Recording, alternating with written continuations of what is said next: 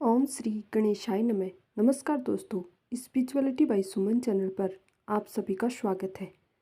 हम आज सुनेंगे पौष माह की दूसरे दिन की कथाएं। कल हमने सुनी थी गणेश कथाएं। उसी कड़ी में आज भी हम गणेश जी की कथाएं सुनेंगे। गणेश पुराण का संक्षिप्त विवरण भी देखेंगे। आइए अब सुनते हैं गणेश जी की कहानी। एक बूढ़ी अम्मा अपने तीनों बेटों के साथ तथा उसकी पत्नी के साथ एक घर में रहा करती थी। बूढ़ी अम्मा की उम्र काफ़ी ज़्यादा हो गई थी, जिस कारण से वह काफ़ी ज़्यादा बीमार रहती थी और चलने फिरने में उसे दिक्कत भी होती थी। वह बूढ़ी अम्मा हमेशा ही श्री गणेश जी की पूजा आराधना करने में लगी रहती थी। बूढ़ी अम्मा का मानना था कि उसे मरने से पहले श्री गणेश भगवान जी के दर्शन जरूर करने हैं। विघ्नहर्ता भगवान श्री गणेश जी के दर्शन के कारण ही वह बहुत सारे मंदिरों में जाया करती थी, वहाँ पूजा आराधना करती थी। एक दिन बूढ़ी अम्मा भगवान श्री गणेश के मंदिर में जाती है और पूजा कर रही थी। तभी पीछे से एक पुजारी आता है और कहता है कि अम्मा जी, आप तो रोज़ भगवान श्री गणेश की पूजा करते हो, उससे आप दर्शन भी करना चाहते हो। यदि आप सही में भगवान श्री गणेश के दर्शन करना चाहती हैं तो आपको तीर्थ यात्रा पर जाना चाहिए, क्योंकि तीर्थ यात्रा पर देश विदेश के बहुत सारे मंदिर भगवान श्री गणेश जी के ही बनाए गए हैं। वहाँ दर्शन करके आपको कुछ लाभ जरूर मिल सकता है। बूढ़ी अम्मा घर आती है, अपने बेटे से कहती है कि मुझे तीर्थ यात्रा पर जाना है। तीनों बेटे मिलकर उनके टिकट पर और जाने का सारा इंतजाम कर देते हैं। जाने के वक्त सब कहते हैं कि अम्मा, अगर हम में से कोई एक आपके साथ होता तो आने जाने में कोई ज़्यादा दिक्कत नहीं होती। बूढ़ी अम्मा कहती है कि कोई बात नहीं, मैं अकेले ही चल लूँगी। फिर भी उसे एक बेटा बस स्टैंड तक छोड़ने जाता है। बूढ़ी अम्मा तीर्थ यात्रा पर निकल जाती है। तीर्थ यात्रा पर गए काफ़ी दिन हो गए थे। वह एक स्थान पर पहुंची तो वहां पर बारिश हो रही थी। बूढ़ी अम्मा सोची कि आज की रात यहीं धर्मशाला में रुक जाती हूँ। वहाँ पहले से मौजूद और भी दो स्त्रियां आराम कर रही थी, जो तीर्थ यात्रा के लिए ही आई थी। उसी के साथ बूढ़ी अम्मा भी आराम करने लगी। जब रात बहुत ज़्यादा हो गई तो ठंडी बढ़ने लगी और तीनों कहने लगे कि अब तो चादर निकालना पड़ेगा। तीनों अपनी अपनी चादर को उड़कर सो रहे थे।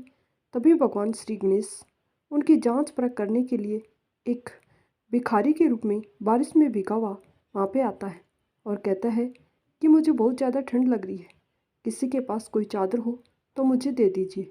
ये सुनकर दोनों स्त्रियां जो पहले से सोई हुई थी वो और भी ज़्यादा सो जाती हैं ताकि उसे चादर नहीं देना पड़े। लेकिन बूढ़ी अम्मा उस भिखारी के पास जाती है और वह अपना चादर दे देती है। कहती है कि मेरे पास तो स्वेटर है, मैं वही पहनकर आज रात गुजार लूँगी। फिर भी भिखारी उसके सामने भगवान श्री गणेश के रूप में प्रकट हो जाते हैं। भगवान श्री गणेश कहते हैं कि मैं तो तुम सबकी परीक्षा ले रहा था, तुम सभी लोग परीक्षा में सफल नहीं हुए, केवल तुम ही इस परीक्षा में सफल हुई हो। बोलो तुम्हें क्या चाहिए। तभी वह बुढ़िया कहती है कि मुझे तो आपके चरणों में स्थान चाहिए और मोक्ष की प्राप्ति चाहिए। भगवान श्री गणेश के आदेश पर भगवान ऊपर से एक रात बुलाते हैं और दोनों साथ में ही स्वर्ग के लिए रवाना हो जाते हैं। दोनों स्त्री उठने के बाद देखती हैं कि बुढ़िया माँ की जान ही जा चुकी है। वह उठाने का प्रयास करती हैं लेकिन वह नहीं उठती है। उधर बुढ़िया माँ के तीनों बेटों को इसके बारे में जानकारी होती है। वह आते हैं, अपनी माँ के शरीर का अंतिम संस्कार कर देते हैं।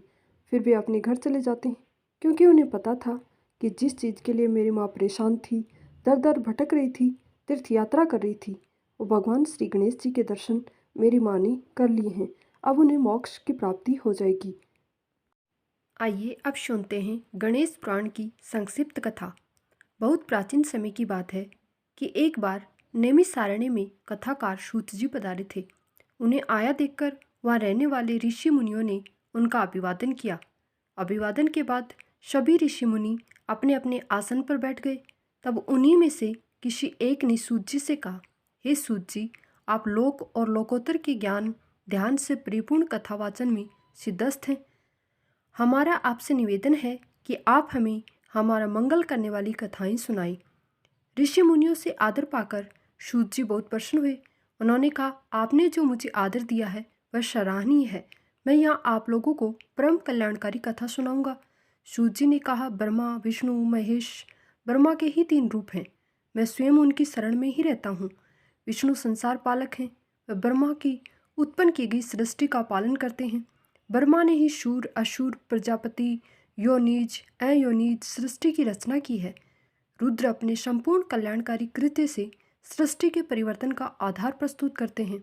पहले तो मैं तुम्हें बताऊंगा कि किस प्रकार प्रजाओं की सृष्टि हुई और फिर उनमें सर्वश्रेष्ठ देव भगवान गणेश का आविर्भाव कैसे हुआ। भगवान ब्रह्मा ने जब सबसे पहले सृष्टि की रचना की तो उनकी प्रजा नियमानुसार पथ में प्रवृत्ति नहीं हुई, वह सब अलिप्त रह गए।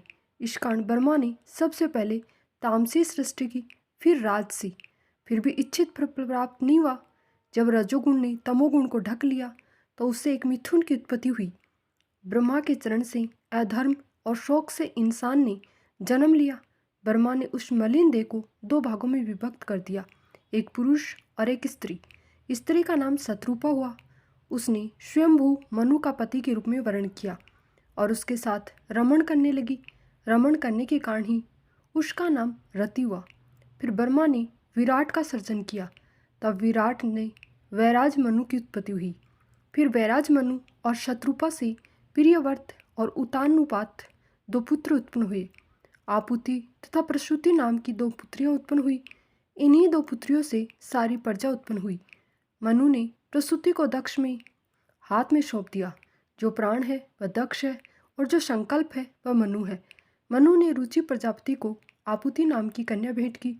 फिर इनसे यज्ञ और दक्षिणा नाम की संतान हुई। दक्षिणा से 12 पुत्र हुए जिन्हें याम कहा गया। इनमें श्रद्धा, लक्ष्मी आदि मुख्य हैं। इनसे फिर भी ये विश्व आगे विकास को प्राप्त नहीं हुआ। अधर्म को हिंसा के गर्भ से निकृति उत्पन्न हुई और अनिरुद्ध नाम का पुत्र उत्पन्न हुआ। फिर इसके बाद ये वंश क्रम बढ़ता गया। कुछ समय बाद नील रोहित निरूप प्रजाओं की उत्पत्ति हुई और उन्हें रुद्र नाम से प्रतिष्ठित किया गया। रुद्र ने पहले ही बता दिया था कि ये सब शतरुद्र नाम से विख्यात होंगे।